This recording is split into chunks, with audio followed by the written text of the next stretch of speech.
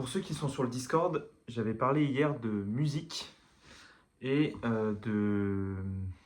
des effets négatifs de la musique sur notre système nerveux, sur nos émotions et sur la spiritualité en général, sur notre système dopaminergique, etc.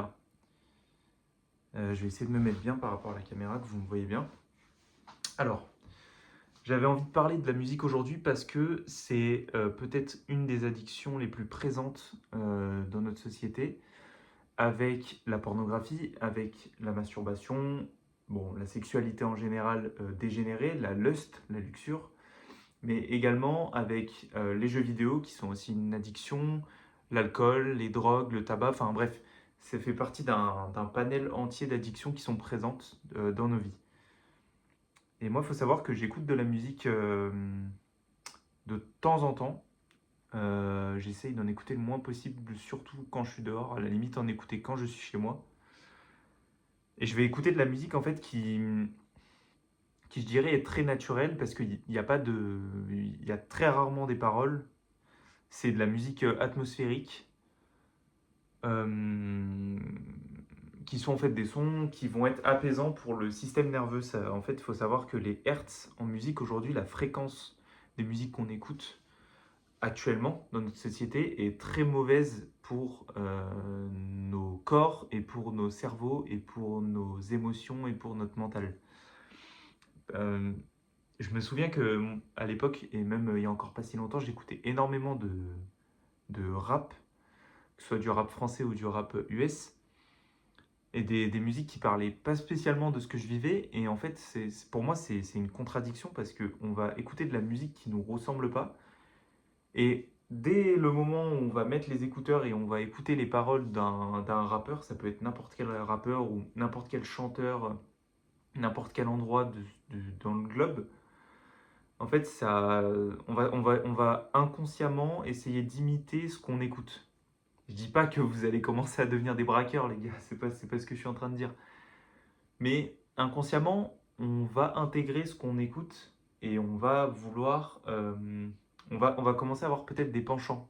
Et en écoutant telle ou telle musique, on va peut-être se sentir plus ou moins irritable, plus ou moins gentil, plus ou moins avoir envie de, je sais pas moi, être, avoir envie de faire du bien aux autres, ou au contraire avoir une gêne en société. Moi, je me souviens par exemple que quand j'écoutais du rap, c'était flagrant les gars. Quand j'écoutais du rap, je mettais mes écouteurs et dans la rue, je marchais comme ça. Je baissais les yeux tout le long que je marchais. Et dès que je mettais des podcasts, des trucs qui m'apprenaient des choses, de la musique atmosphérique sans parole, la musique calme, des chants grégoriens, des chants religieux, des chants spirituels, des chants pour méditer, des musiques pour méditer, tout de suite je me sentais... Désolé les gars, il y a mon ventre qui gargouille. Parce que j'ai fait un jeûne de 24 heures hier et là j'ai quand même mangé ce matin parce que bah voilà, je voulais quand même... Je suis pas non plus très épais les gars. Je fais 1m75 environ pour 63 kilos, 64. Des fois je monte à 65. Donc je suis assez fin. Donc voilà, faut quand même manger. Bref, je divague. Qu'est-ce que je disais?